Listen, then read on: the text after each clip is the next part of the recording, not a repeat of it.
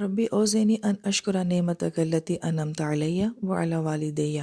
اور اب سلیمان علیہ السلام کی دعا بھی مانگ رہے ہیں، وَأَنْ أَعْمَلَ صَالِحًا تَرْضَاهُ، اور اللہ تعالیٰ میں ایسا عمل کروں کہ جس سے آپ راضی ہو جائیں۔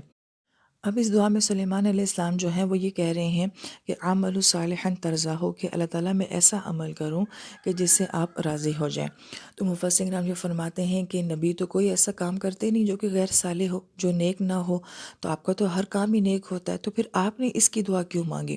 تو بہت ہی خوبصورت اور اہم نقطہ یہ ہے کہ جس انسان کے پاس مال، پیسہ، دولت، اختیار، اقتدار آ جاتا ہے، غیر ممکن ہے کہ اس کے اندر شر بھی آ جائے، غرور بھی آ جائے، اور وہ اپنے اسٹیٹس کو، اپنے مال دولت، اپنی صلاحیت کو جو ہے وہ نیگیٹو کاموں میں استعمال کرے۔ لہذا سلیمان علیہ السلام کے پاس جس لیول کی بادشاہت تھی، اور پھر اس کے اوپر یہ کہ آپ مزید نبی بھی تھے، لیکن اس کے باوجود آپ یہ دعا مانگ رہے ہیں کہ مالک اللہ، یہ سب چیزیں میرے لیے سرکشی کا باعث نہ بن جائیں، تکبر اور غرور کا باعث نہ بن جائیں۔ جو نعمت، جو صلاحیت بھی آپ نے مجھے دی ہے، میں اس کو خیر کے کاموں میں استعمال کر سکوں، نیکی کے کاموں میں استعمال کر سکوں۔ تو ایک نبی اپنی دعا سے ہمیں یہ سکھا رہے ہیں کہ اگر اللہ تعالیٰ ہمیں زندگی میں، اب اللہ پاک نے جو بھی ہمیں صلاحیت دی ہے، کسی کے پاس مال ہوتا ہے، کسی کے پاس ذہانت ہوتی ہے، کسی کے پاس کوئی فن ہوتا ہے، کسی کے پاس وراثت ہوتی ہے، کسی کے پاس عہدہ ہوتا ہے،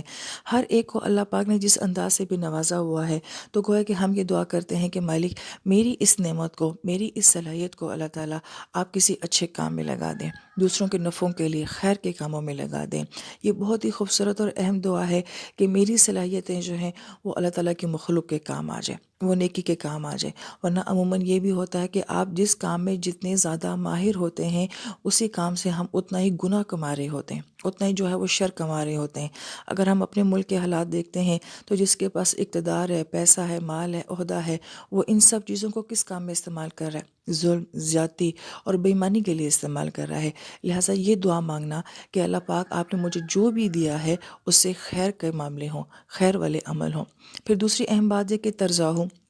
کہ اللہ تعالیٰ ایسا عمل جس سے آپ راضی ہو جائیں۔ تو صالح عمل تو ہوتا ہی ایسا ہے جو کہ راضی کرنے والا ہوتا ہے، تو پھر مزید یہ لفظ کیوں لایا گیا؟ تو مفسرین کرام یہ فرماتے ہیں کہ بہت ہی اہم اور خوبصورت نقطہ یہ ہے کہ ایسا عمل جو کہ اللہ تعالیٰ آپ کی رضا کا باعث بن جائے۔ بعض اوقات ہم زندگی میں بہت کچھ کر رہے ہوتے ہیں، دنیا ہماری بہت تعریف کر رہی ہوتی ہے، ہمیں بہت سراہ رہی ہوتی ہے، اور ہم خود پسندی کا شکار ہو جاتے ہیں، حب جا کا شکار ہو جاتے ہیں، ہم اپنے آپ کو کچھ سمجھنا شروع کر دیتے ہیں، اور یہ ایک ایسا نفس کا فریب ہوتا ہے کہ انسان کے فطرت میں ہے کہ وہ چاہتا ہے کہ میری تعریف ہو، مجھے سراہا جائے۔ اگر تو یہ اس حد تک ہے کہ آپ کے پاس جو کچھ بھی ہے آپ اچھا دیتے ہیں اور دنیا آپ کو سراہتی ہے، لیکن اس کے اندر آپ کی اپنی چاہت تمنا نہیں ہے، پھر تو یہ اللہ پاک کی بہت بڑی نعمت اور بہت بڑا احسان ہے۔ لیکن اگر ایک انسان کرتا ہی اس لیے ہے کہ میں سراہا جاؤں، میں چاہا جاؤں، میری تعریف کی جائے، تو گویا کہ وہ دنیا تو سراہ رہی ہوتی ہے مگر اللہ کی نظروں میں اس کی کوئی حیثیت نہیں ہوتی ہے۔ دنیا تعریف کر رہی ہوتی ہے مگر اللہ کی نظروں میں وہ کام جو ہے بہت بے حقیقت ہوتا ہے۔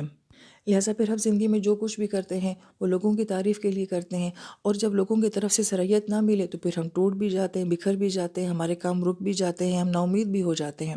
وہ کام جو اللہ کی رضا کی خاطر کیا جاتا ہے تو وہ مخلوق کی تعریف سے بے نیاز ہو جاتا ہے، لہٰذا وہ کام نہ کبھی رکتا ہے، نہ کبھی اس میں نا امیدی آتی ہے، نہ کبھی اس میں رکاوٹ آتی ہے، اور نہ ہی میری نیکی اس بات کی محتاج ہوتی ہے کہ کوئی اس کو دوسرا سراہے گا تو تبھی جو ہے یہ قبول ہوگی۔ لہٰذا یہ بہت ہی اہم بات یہ ہے کہ ہم زندگی میں وہ کام کریں کہ جس میں ہمارا فوکس اللہ تعالیٰ کی ذات ہو۔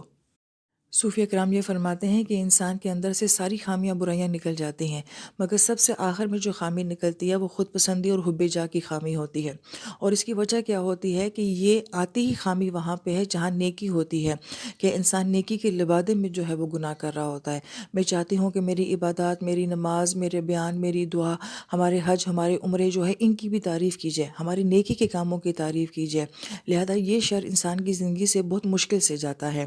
اور یہ خوبصورت دعا جو ہے یہ ہماری نفس کی اس برائی کے اوپر جو ہے وہ ٹارگٹ کرتی ہے کہ مالک مجھے نیک عمل دے اور اپنی رضا کے لیے دے۔